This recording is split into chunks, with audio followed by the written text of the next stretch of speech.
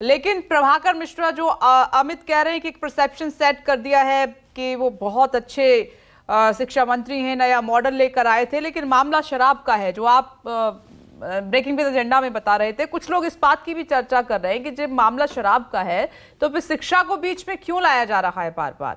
एक कानूनी एंगल में ये भी समझना चाह रही हूँ, जो आप जमानत की बात उस वक्त कर रहे थे, मनीष सिसोदिया के पास क्या क्या ऑप्शन है अभी?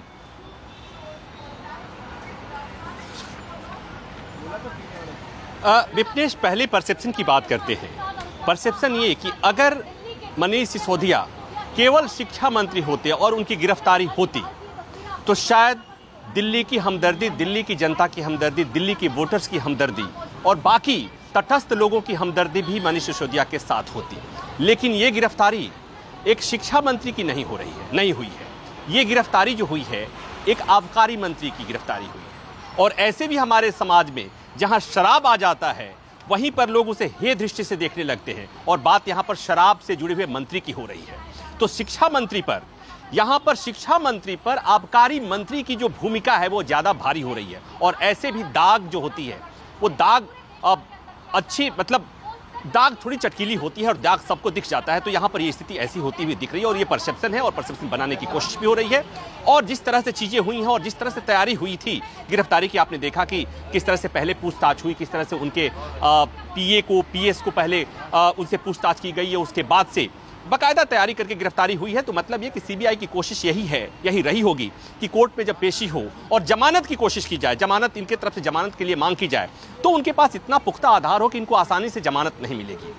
और तभी मैं ये बात कह रहा था कि उसी के बाद ये इस बात की आशंका हो सकती है कि चूंकि इस मामले में मनीष के करीबी लोगों से, मनीष के पीए से, मनीष के पीएस से ईडी भी मनी लॉन्ड्रिंग मामले में पूछताछ कर चुकी है, तो इस बात की संभावना से, आशंका से इनकार नहीं किया जा सकता कि इस मामले में ईडी की एंट्री होगी। और ईडी की एंट्री जैसे ही होगी, फिर आप याद करिए सत्येंद्र जैन के मामले में क्या हुआ। ईडी की एंट्री होते ही जमानत की शर्तें चूंकि उसमें कठोर होती हैं और इसलिए फिर मनीष सिसोदिया के लिए मुश्किल बढ़ जाएगी। कुछ ही दिन पहले ईडी की शक्तियों को लेकर सुप्रीम कोर्ट में याचिका आई थी। सुप्रीम कोर्ट ने ईडी की शक्तियों और जमानत की जो कंडीशंस हैं, जमानत की जो कठिन शर्तें हैं, उस पर मुहर लगाई थी। तो मतलब ये कि अब इस बात की आशंका से इनकार नहीं किया जा सकता कि इसमें ईडी की एंट्री भी होगी, क्योंकि जैसा मैंने कहा कि पहले सीबीआई ने भी मनीष से पूछताछ की, मनीष के लोगों से पूछताछ की, ईडी मनीष के लोगों से पूछताछ कर चुकी है। तो मतलब ये कि ये रास्ता आसान होता हुआ नहीं दिख रहा है। तो ये एक मुश्किल ये है। और दूसरी महत्वपूर्ण बात ये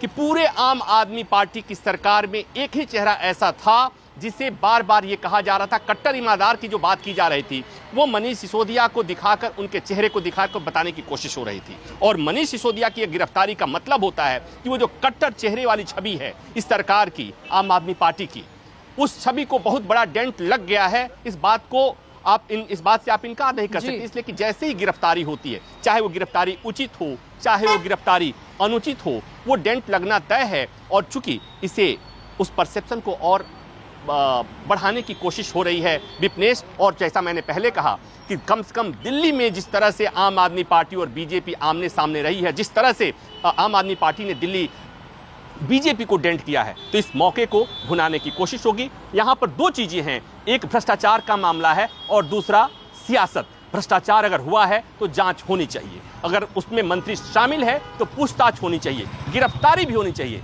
लेकिन भ्रष्टाचार के मामले में जो सियासत हो रही है, इस पर लोगों को ऐतराज हो सकता है। लेकिन अगर भ्रष्टाचार पर सियासत नहीं होगी, पुराना इतिहास है इस हमारे देश के लोकतंत्र का कि भ्रष्टाचार पर ही सियासत होती है और भ्रष्टाचार की सियासत पर ही सरकारें बनती और बिगड़ती है। नमस्कार, मैं हूं मानक गुप्ता। अगर आपको हमारा ये वीडियो पसंद आया हो तो इसे लाइक और शेयर जरूर करें, और हाँ, हमें सब्सक्राइब और फॉलो करना ना भूलें ताकि आप देश और दुनिया की कोई खबर मिस ना करें।